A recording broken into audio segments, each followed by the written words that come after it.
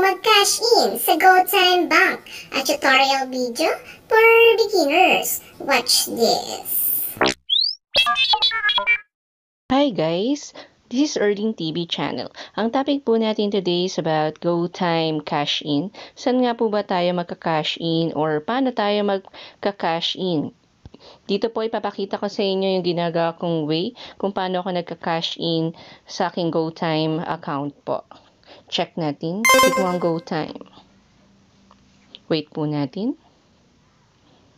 So yan, nag-open ng aking account. Ito yung unang lalabas sa ating screen. And then, enter mo ang yung PIN. Make sure na meron tayong internet connection. So, invalid passcode. So, wait natin. Ayan. So, nandito na tayo sa aking account. X lang natin to. So, dito, may mga option po tayong makikita. Ang deposit, send, transfer, scan, QR. Ang gagawin natin ay magdi-deposit tayo sa ating account. Click mo ang plus sign na deposit. Dito, may mga option. How would you like to deposit? Link account, online deposit, or in-store deposit, overseas deposit, or account details. Ayan.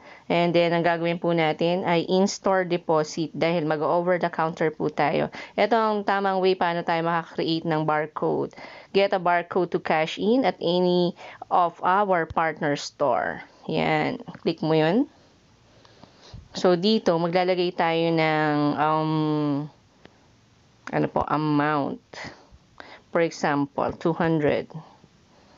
Ina-next mo lang yan. Where do you want to cash in? So, lalabas dito yung location kung saan ka magka-cash in. Wait po natin. Ito yung mga libre, no? Wala tong bayad. Yung mga affiliated na stores. Yan, The Marketplace, ang Shopwise, ang Robinsons Supermarket, Robinson Department Store, Robinsons Easy Mart, South Star Drug, No Brand, Robinson Handyman, True Value. So, dito yung mga options na pwede po tayong magpa-cash in. For example, malapit ako sa Shopwise. Ayan. Click mo lang yan. And then, get in barcode. So, lalabas ang barcode mo. So, ayan, meron ka ng barcode and you're ready to deposit. Pumunta ka sa Shopwise and pakita mo lamang ang iyong barcode. So, ito yung barcode na ipapakita mo.